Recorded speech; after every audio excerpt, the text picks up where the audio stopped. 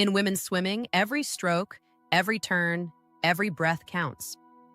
At the highest level, the difference between gold and silver is often just hundredths of a second. But the journey to get here? It's taken over a century of breaking barriers, shattering records, and rewriting the rules of what's possible.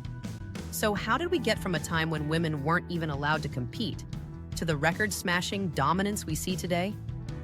Let's dive in, no pun intended. Okay, maybe a little.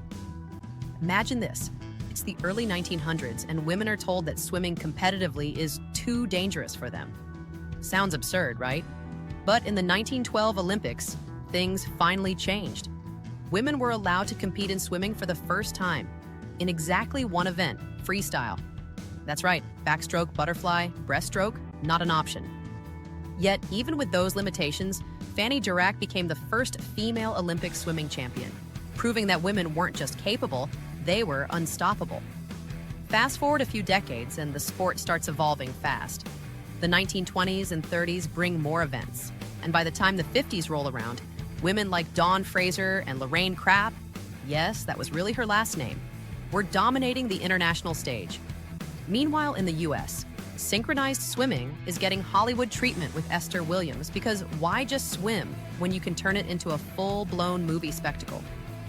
By the 70s and 80s, women's swimming wasn't just growing, it was exploding.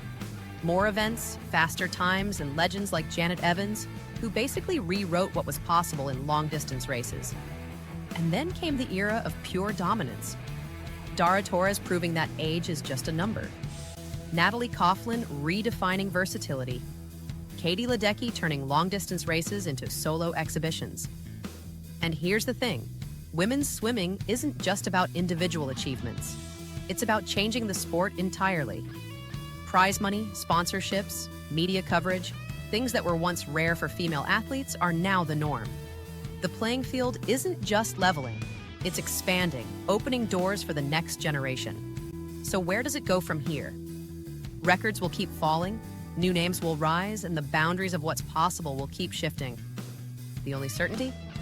Women's swimming is only getting faster, stronger, and more unstoppable. Now here's a question. What do you think is the biggest turning point in the history of women's swimming? Drop your thoughts in the comments. And if you love stories of legendary athletes, make sure to subscribe. Until next time, keep swimming, keep pushing, and maybe work on that flip turn.